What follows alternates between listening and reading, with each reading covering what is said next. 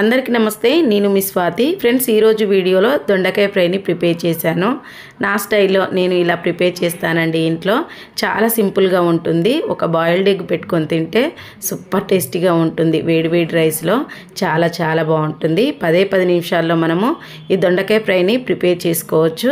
చాలా బాగుంటుంది. అయితే ఈ వీడియోలో నేను ఎలా ప్రిపేర్ చేశానన్నది చూసేయండి. ముందుగా పొయ్యి మీద కళాయి పెట్టుకొని ఒక 2 టేబుల్ స్పూన్ల వరకు ఆయిల్ వేయండి.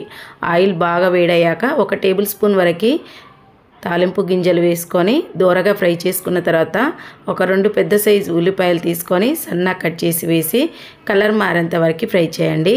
తర్వాత 1 టేబుల్ స్పూన్ వరకు అల్లం వెల్లుల్లి పేస్ట్ వేసి పచ్చివాసన పోయేంత వరకు ఫ్రై చేసుకోండి.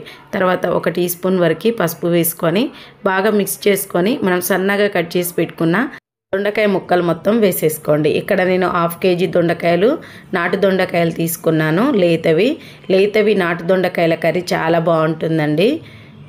ఇలా దొండకాయ ముక్కలు మొత్తం వేసుకొని బాగా మిక్స్ చేసుకొని మధ్యలో మూత తీసుకుంటూ కలుపుకుంటూ మంటని లో టు మీడియం ఫ్లేమ్లో అడ్జస్ట్ చేసుకుంటూ ఒక 5 నిమిషాల వరకు ఫ్రై చేసుకోండి.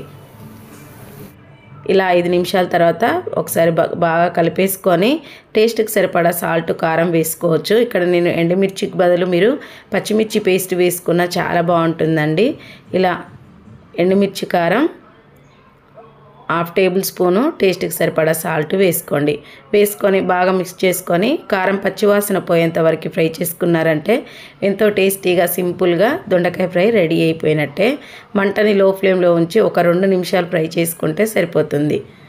ఇలా 2 నిమిషాల తర్వాత కొద్దిగా కొత్తిమీర వేసి సర్వ్ చేసుకున్నామంటే వేడి అన్నంలోకి, చపాతీలోకి చాలా బాగుంటుందండి. ఎంత బిగినర్స్ అయినా బ్యాచిలర్స్ అయినా ఇలా ప్రిపేర్ చేసి చూడండి. ఎప్పుడు ఇలానే చేసుకొని తింటారు. అంత బాగుంటుందండి. సింపుల్గా టేస్ట్ చాలా బాగుంటుంది. ఒకసారి ట్రై చేయండి. వీడియో నచ్చితే లైక్ చేయండి. మరిన్ని టేస్టీ రెసిపీస్ కోసం ఛానల్ని సబ్స్క్రైబ్ చేసుకోండి.